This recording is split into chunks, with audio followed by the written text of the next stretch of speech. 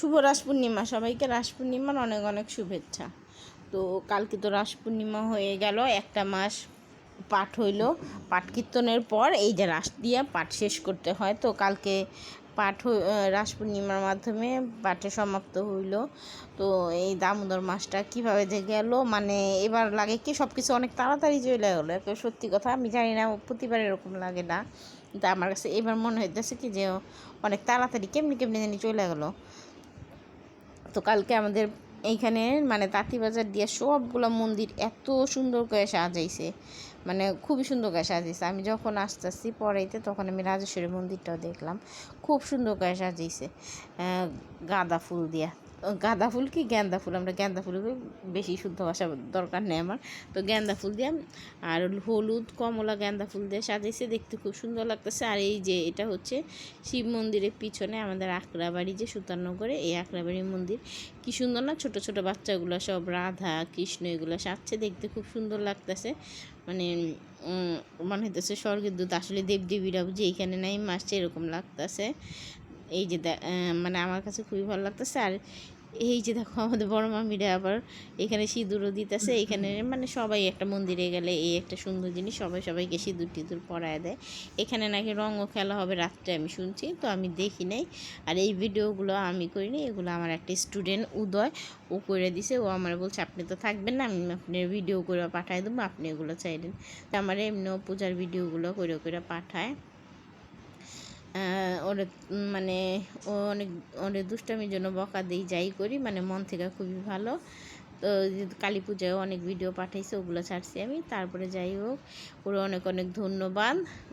সবসময় ভালো থাকুক, সুস্থ থাকুক, এই কেমনটা করি। আর এই হচ্ছে আমাদের আকড়াবাড়ি মন্দিরে যে রাস পূর্ণিমার যে কীর্তনটা হইতেছে, এই গানের মাধ্যমে এখানে কৃষ্ণ নাম করা হচ্ছে। এইখানে সবাই ঘুরতেছে, পরিক্রমা করতেছে, দেখতে খুব সুন্দর লাগতেছে দেখলাম। আর সবাই গান টান করতেছে। তারপর এই যে একটু পরে মনে হয় এটা শেষ হয়ে যাইব, আমি ঠিক এইটা জানি না। কালকে আরেকটা জিনিস দেখলাম, সবাই মোটামুটি না একরকম শাড়ি পরছে। হ্যাঁ, এটাও খুব ভালো লাগছে, কারণ আমাদের এই বাসায় আবার এই জিনিসটা নাই যে একরকম শাড়ি পরে সবাই এই করে, সব জায়গায় দেখি, আমাদের এই বাসায় দেখি না। তো কালকে দেখছি, আমার কাছে এটা খুবই ভালো লাগছে। তো তোমাদের কার কার এলাকায় কীভাবে রাস করা হয়েছে সেটা একটু জানাও তো। এই যে এরকমভাবে কি সবাই কি পরিক্রমা করছে গিরিরাজকে নিয়ে, আমি ঠিক এটা জানি না যে সব তো একই রকম হবে এটা জানি। তারপরও কার এলাকায় কীভাবে করছো তোমরা আমাকে জানাবা। আর আমার ভিডিওটা একটু ভালো লেগে থাকলে প্লিজ প্লিজ প্লিজ তোমরা সবাই একটু লাইক কমেন্ট আর শেয়ার করবা। সবাই ভালো থাকবা। আর আমার এই রাস পূর্ণিমা ভিডিওটা সবাই দেখো, সবাই মানে ভগবানের নাম কীর্তন করো। সামনের বছর আবার হবে, তারপরে জানি না সামনের বছর কে আবার কোথায় থাকে, তাই না?